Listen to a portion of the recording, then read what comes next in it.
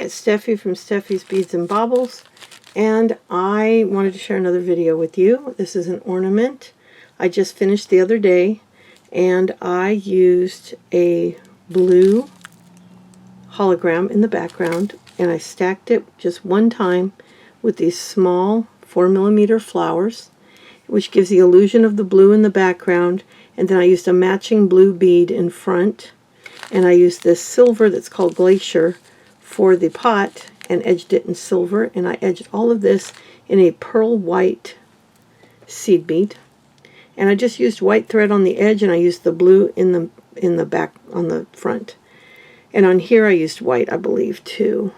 But it's just a fun ornament. I wish I'd used a slightly bigger flower. I think it would have looked better on this big tree, but it's still cute and I'm happy with it.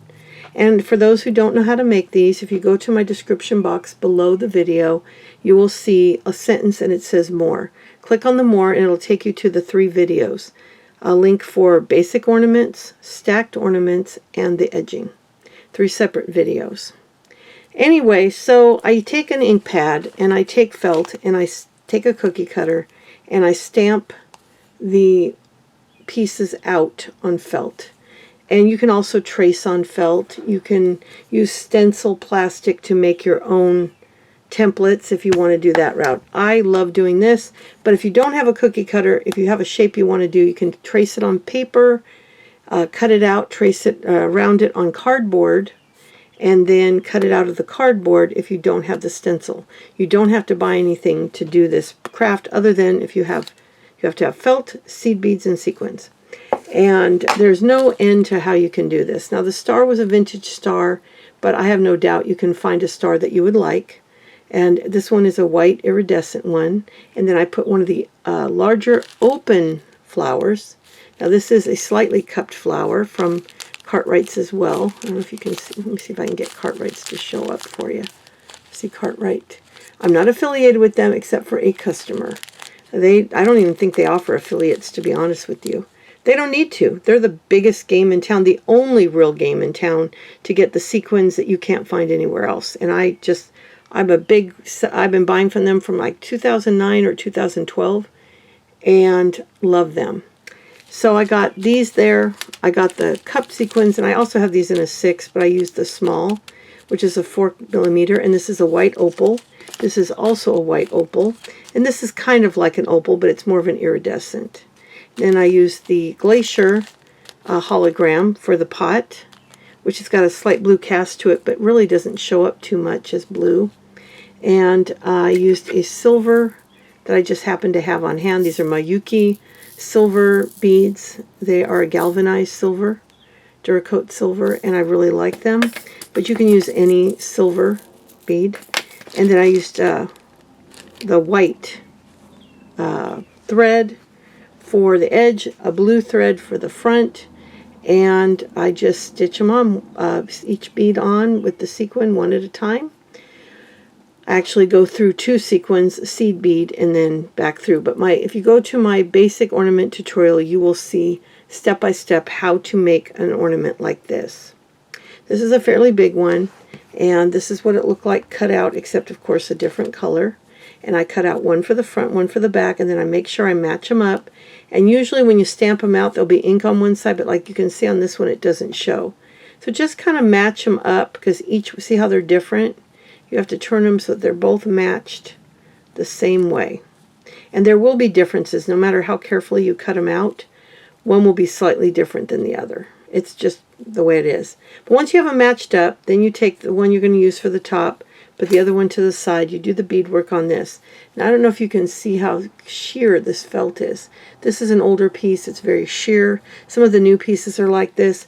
I recommend that you definitely knot it well and then come up through, holding the knot here, lay some thread over the top, go back through, and then come back kind of in the middle just to keep your knot from pulling through. You can even do it a couple times if the felt is very porous, like this one. Most of them are not this porous. This one's pretty bad. Hobby Lobby got some fabulous felt in, which is what this is, thick and lush, and it was very uniform. and they charged 33 cents for it, and it was a bargain. Then for some reason they decided to go back to this crappy type felt. I don't know why, and they changed the price. I'd rather pay more and get a better one. Now you can see here, I need to cut that out because it's not cut in quite good enough. You can see the difference. But you can do those little things as you are doing the piece. You can kind of trim them and make them look right. But really, when you sew it all together, you're not going to really notice little imperfections. But it's a lot of fun. And then over the knots, I do these little covers where I just come up, I tie the knot, and I'll show you how in the video. Then I just string on the beads and sequins, go back through, and then I just tuck the needle through back and forth. And you know when you put a button on and you roll it around the button a few times, and then I go through, and then I'll go through, and I'll go through, and I'll go through every different direction, and then I'll cut the thread. It's real easy. Just make sure you leave enough thread whenever you want to tie off, especially if you're using a long beading needle. Now this one got bent. I'll have to get a tool, but the beading needles are usually long and thin. You can get small ones, but I warn you, they're almost impossible to thread. I really struggled. I wanted to use a small one, and I could not get it to. I don't get them bending like this very often. I don't know why this one did. Usually that doesn't happen, especially making ornaments. But beading needles don't matter the size as long as you get the one that will fit through your seed bead. And basically these are meant for, the size differences are meant for when you do beadwork where you're going in and out of seed beads more than once. This you don't go through the seed bead but one time. So it really doesn't matter what size beading needle you do. Most of them will fit through any seed bead. And I just take a seed bead and I'll put it on my needle like this. And you just make sure that seed bead comes off the end. And then it's fine. I use beading thread only, and you can buy beading thread in many ways. This is a spool I've had for over 30 years.